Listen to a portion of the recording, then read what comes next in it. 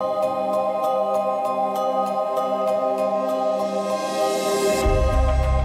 revista Forbes publicou uma lista das 500 pessoas mais ricas do planeta.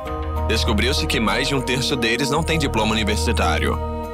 Além disso, na média, os bilionários sem ensino superior ganham cerca de 140 milhões a mais que seus colegas com diploma. Os cientistas pensam que no mundo moderno, o segredo do sucesso da vida não é o QI. O mais importante é a chamada inteligência emocional, o que é a capacidade de ter emoções e saber controlá-las.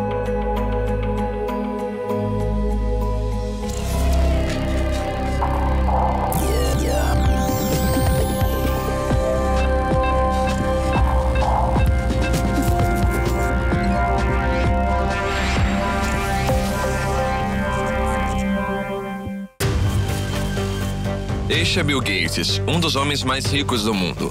Ele largou os estudos na Universidade de Harvard após o seu segundo semestre e criou uma mega empresa cujos serviços são usados por milhares de pessoas. A maioria dos seus funcionários também não tem ensino superior, mas isso não é o principal. Desde o começo eram contratadas para a empresa pessoas com base em duas características que até hoje não mudaram: a criatividade e a capacidade de trabalhar em equipe. Cada pessoa desenvolve seu próprio estilo de solucionar situações difíceis. Isto pode ser feito pela intelectualização, ou seja, pensar em cima do problema e avaliar previamente certas variáveis. Pode ser feito pela força de vontade. Pode ser pela análise das próprias emoções e entendimento do que significam. Uma pessoa madura deve saber lidar com as suas emoções. Isso não significa não demonstrar as emoções, mas sim saber fazer com que as suas emoções não prejudiquem as outras pessoas e te levem para o seu objetivo. Pelos resultados de pesquisas recentes, o sucesso de um gerente bem-sucedido depende de 80% da inteligência emocional e apenas 20% do QI. É uma diferença impressionante. O próprio Bill Gates, em seus testes de inteligência emocional, teve resultados altíssimos. Isso acontece em qualquer área de atuação. Quanto melhor a pessoa entende as suas emoções e as emoções de outras pessoas, melhor ela saberá utilizá-las para solucionar problemas e aumentar a eficiência. Assim, ela alcança muito sucesso. Não importa se ela trabalha com finanças, com pessoas, com a bolsa de valores, ela terá o controle. Mas, claro, se formos falar de gerentes, para eles, essa capacidade é das mais importantes. Uma pessoa com um alto nível de inteligência emocional age da maneira que ela tem que agir durante o processo para alcançar os seus objetivos. Ou seja, é muito errôneo pensar que ela deve ser simpática e comunicativa. Ela até pode agir assim quando for necessário para ela. Ter um alto nível de inteligência emocional está fortemente ligado à capacidade da pessoa de lidar com situações de estresse. A pessoa não vai explodir, não vai gastar a sua energia à toa e não vai entrar em conflito. Mas, por outro lado, se para alcançar os seus objetivos isso for necessário, ela vai fazer isso. O nosso cérebro está arranjado de tal forma que sempre dá prioridade às emoções. Tudo que nós vemos, ouvimos, sentimos, cheiramos e tocamos, usando os nossos sentidos, é transformado em sinais elétricos que viajam até o sistema límbico do cérebro, a região onde se formam as nossas emoções. Só depois disso entra em ação o nosso pensamento lógico e calculista. Resulta que as emoções sempre são primárias nesse processo. Nós achamos que tomamos a decisão de maneira lógica, quando na realidade tentamos justificar com a lógica aquilo que nos é imposto pelas emoções. Quando a decisão está tomada, se inicia a etapa de dúvidas finais. Nas pessoas com uma grande inteligência emocional, essa é bastante curta. Após analisarem a situação, eles sentem como devem agir. Por exemplo, há uma pesquisa americana que mostra como existe a inter-relação entre o nível de desenvolvimento da inteligência emocional e o sucesso das decisões de investimento. De fato, esta pesquisa demonstra que quanto mais desenvolvida for a inteligência emocional do investidor, maior será o sucesso das escolhas de investimento tomadas. Em outras palavras, ele vai investir onde haverá grandes retornos financeiros. A inteligência emocional ajuda muito na tomada de decisões eficientes. A pessoa utiliza as informações fornecidas pelas emoções, as analisa, pesa com os seus objetivos e toma decisão baseando-se em dois fatores, o emocional e o racional. E a inteligência emocional é exatamente isso, a combinação dos dois. Os psicólogos afirmam que uma pessoa com um alto nível de QE possui pensamentos inovadores e o principal, estabilidade emocional. Consequentemente, possuem a capacidade de trazer lucro para a empresa. Hoje, muitas empresas grandes, para não errar na escolha do candidato, analisam o coeficiente emocional dos potenciais empregados com a ajuda de testes especiais. O teste da inteligência emocional surgiu justamente para testar o nível de compreensão dela nas pessoas, de quanto controle emocional possuem, da sua consciência e seus reflexos de estados emocionais, para identificar, com base nisto, algumas linhas em quais são vulneráveis, de que faltam para terem uma melhor relação com outras pessoas, para executar um melhor trabalho, etc. Mas o que é inteligência emocional e como aprender a controlar as emoções? Foi comprovado que em momentos críticos o coração domina sobre a racionalidade. As emoções nos controlam quando nos deparamos com tarefas não triviais cuja solução não pode ser dada pela racionalidade. A inteligência emocional ajuda a nos livrar do estresse em momentos de alta incerteza, a conseguir processar a informação de maneira não lógica, demonstrar charme e ser carismático. Quanto mais desenvolvida a inteligência emocional de uma pessoa, mais difícil será de manipular ela. É muito difícil controlar uma pessoa que sabe compreender as emoções e consegue entender as intenções emocionais de outras pessoas. A inteligência emocional é uma habilidade. Esta habilidade não tem uma carga negativa ou positiva. Como a pessoa vai utilizar esta habilidade depende de sua moral, de seus princípios, de suas predisposições e de como ela quer interagir na sociedade em que ela vive. O modelo da inteligência emocional consiste em 4 componentes. Autoconhecimento. Nós temos a capacidade de identificar nossas emoções e não confundirmos ódio com a simples irritação. Autorregulação. Nós sabemos controlar as nossas emoções e conter nossos impulsos. Habilidades sociais. Nós construímos relações com as pessoas e as empurramos a tomar decisões certas. Empatia. Nós levamos em consideração o sentimento dos outros na hora de tomar decisões e conseguimos simpatizar com elas. Se formos falar de pessoas adultas, aquilo que foi demonstrado pelos testes de inteligência emocional mostra uma dinâmica muito interessante. Ela se desenvolve até os 30 anos. Isso acontece de maneira muito intensa. E aos 30 anos, ela alcança o seu pico, por assim dizer. Em seguida, após os 50 anos, ela começa a diminuir. Os nossos estudos com pessoas idosas, dos 50 até os 90 anos, mostram uma grande perda de capacidade de reconhecimento das próprias emoções, principalmente as emoções negativas.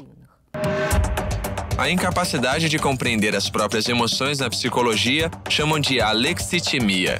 Para pessoas com essa condição, é difícil explicar as emoções com palavras. Pelos dados de vários estudos, até 25% da população sofre de alexitimia. Em nossas tradições russas, em muitas famílias, isso é muito cultivado. Não falar de suas preocupações emocionais e suas emoções.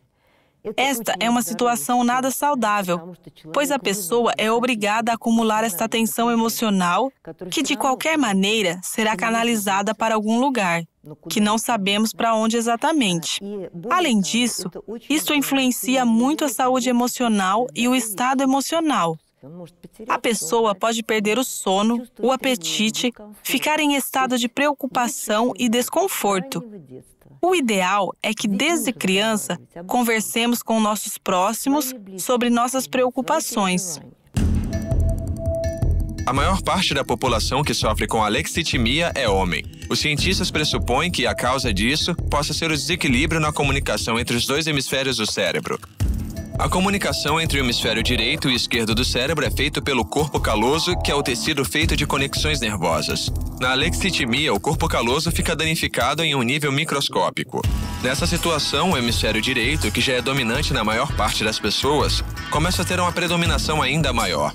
O esquerdo, que é justamente o que controla as emoções, fica dominado.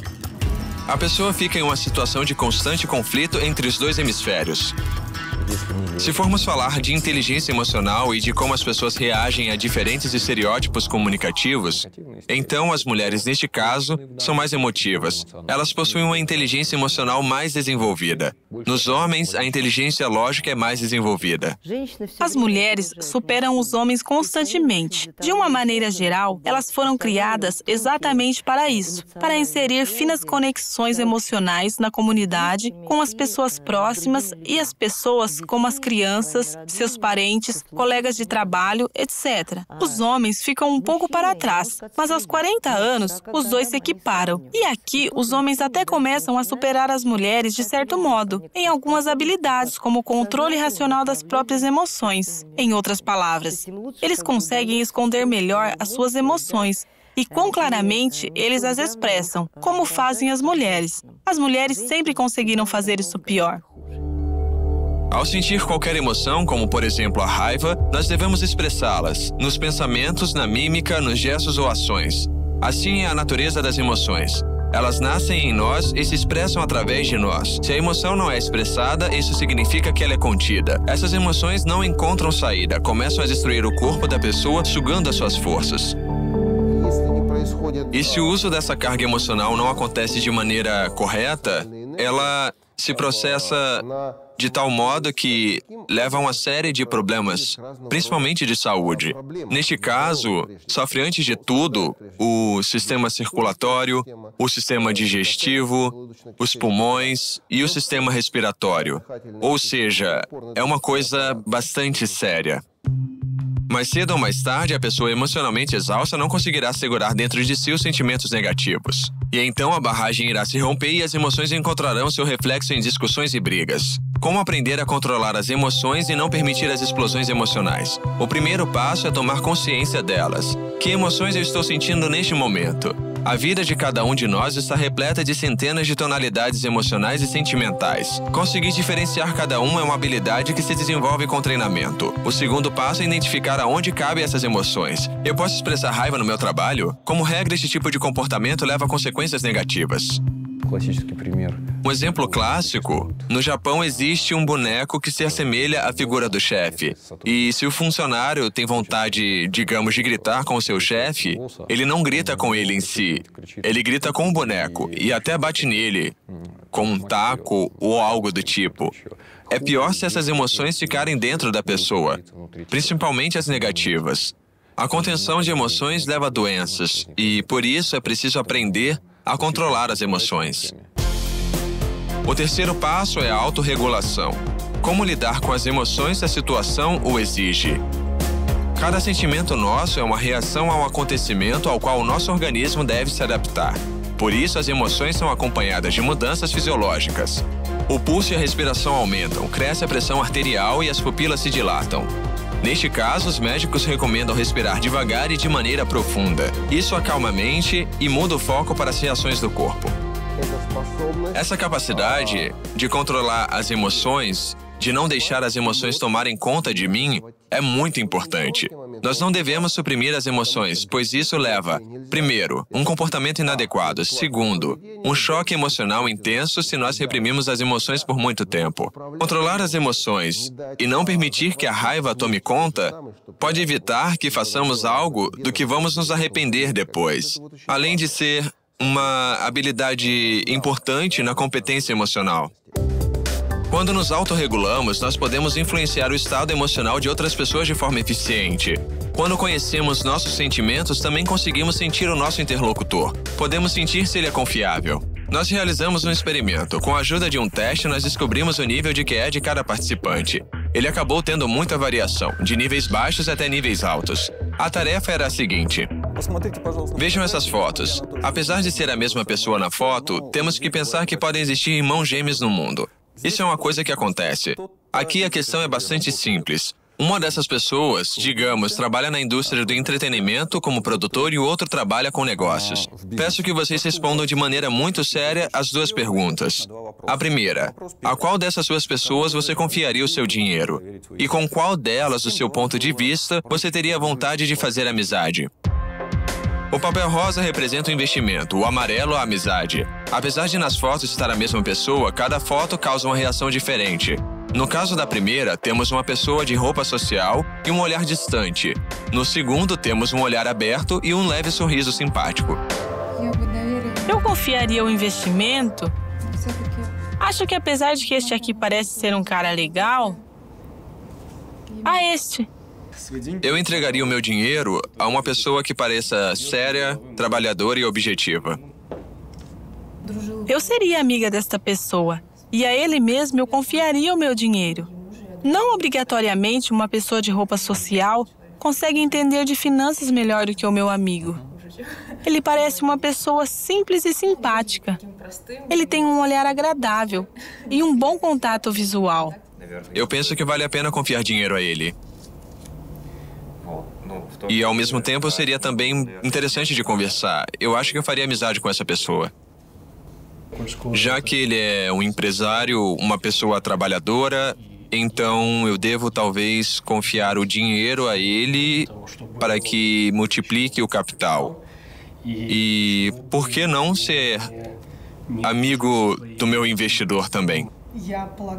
Eu pressuponho que seria amiga desta pessoa, pois ela parece entender, saber de algo que eu não sei. Por isso, eu penso que eu me relacionaria bem com ele.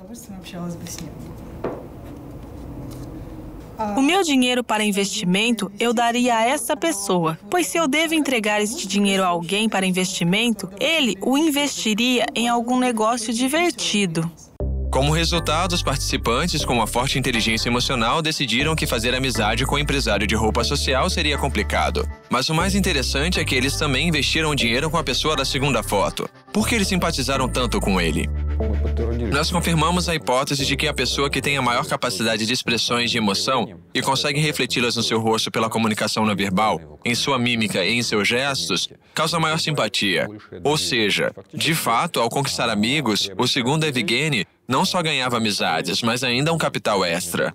No caso da primeira foto, o Evgeny sério apenas conseguiu o dinheiro e alguns poucos amigos. A capacidade de perceber e entender os seus próprios sentimentos é a base da inteligência emocional. Entender a outra pessoa é uma tarefa mais complicada. Como a inteligência emocional ajuda a influenciar as pessoas? Considera-se que quanto mais alto o QE do líder da equipe, melhor é o resultado. Mas isso é sempre assim? Nós prosseguimos com o experimento e separamos os participantes em duas equipes. Vamos imaginar a seguinte situação. Nós não nos reunimos aqui para nada. Nós temos uma tarefa. Precisamos sobreviver em uma ilha deserta. Como nós estamos estudando as emoções e como as pessoas podem conviver e se comunicar uns com os outros, eu proponho nomearmos 2 líderes. No caso, eu vou escolher esses 2 líderes. Murad é professor de educação física, vai atrás de objetivos e é contida em demonstrar seus sentimentos. A Anastasia é psicóloga. Ela é o oposto, emotiva, aberta, inclinada para a empatia. Qual deles vai conseguir salvar a si mesmo e a sua equipe em situação extrema? Enquanto o navio ainda não afundou, é sugerido aos participantes do experimento pegar os itens de primeira necessidade. Estes são 15 objetos, de varas de pescar até uma garrafa de rum. As equipes têm 5 minutos para desenvolver a sua estratégia de sobrevivência. Antes de tudo, eu levaria algumas latas de comida, em segundo lugar o espelho e em terceiro está a bússola. Eu até 5. Latas de comida. Mapa do oceano e bússola, digamos eu já falei assim, lata de combustível. Latas de conserva para poder comer. Veja como eu pensei. Até nós pescarmos o peixe com essa vara, nós podemos estar com muita fome. Por isso, em primeiro lugar, eu tenho a comida. Inicialmente, os líderes escolhem diferentes estratégias para a solução do problema.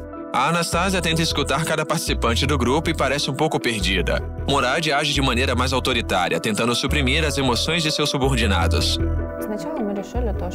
Primeiro, nós pensamos que, antes de tudo, precisávamos da vara de pescar. Mas enquanto estivermos pescando peixe, nós podemos ficar famintos. Por isso, em primeiro lugar, nós temos algumas latas de comida. Depois temos a vara de pescar. Depois nós temos o polietileno. Ele é muito útil.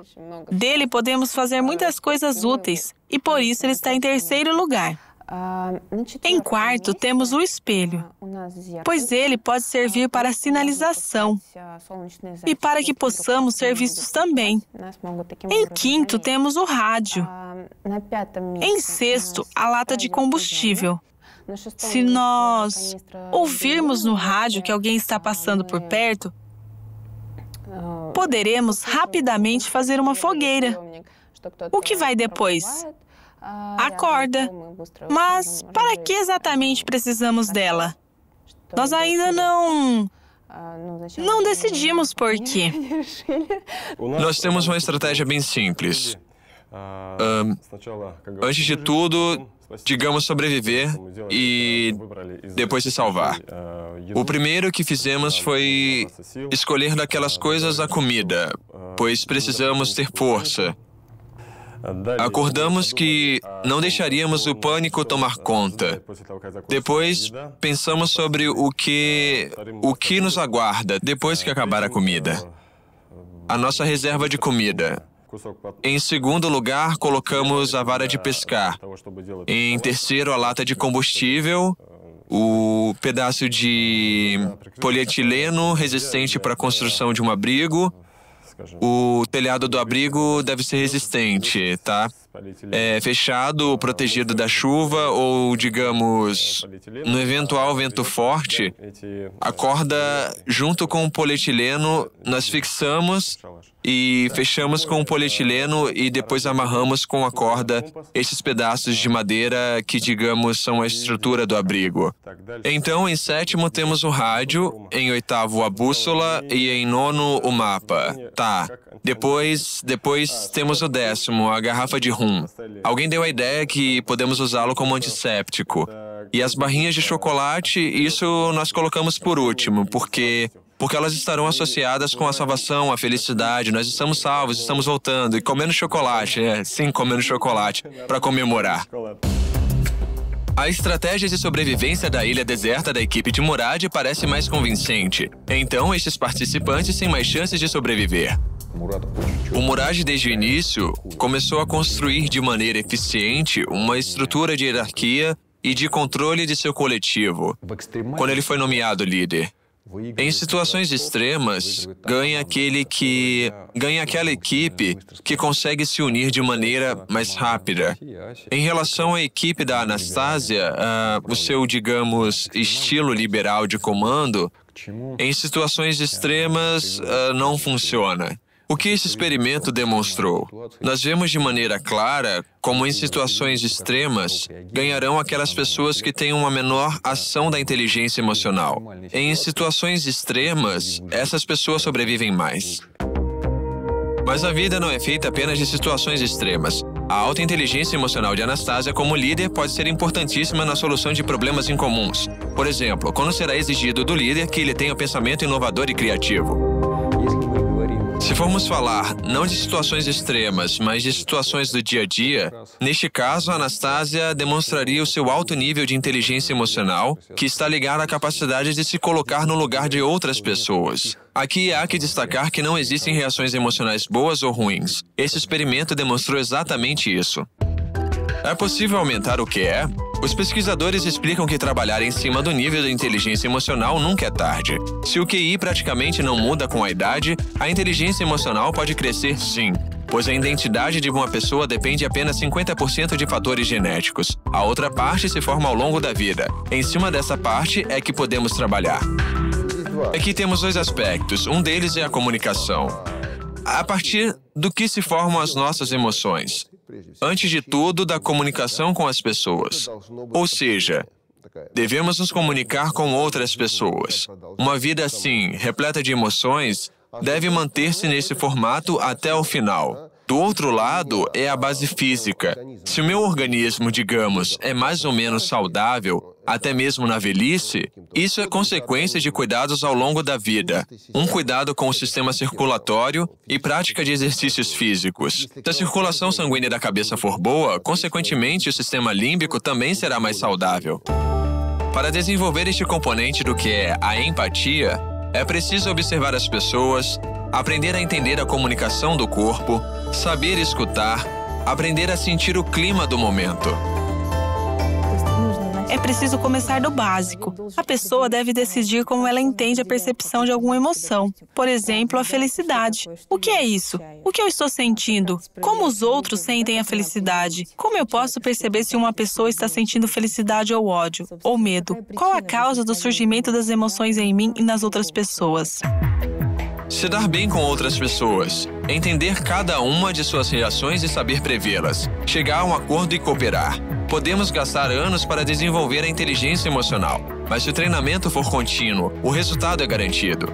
Para ter sucesso na vida é preciso ser inteligente, isso é um estereótipo, e a prova disso é a própria vida. Não há ligação entre o QI e o sucesso.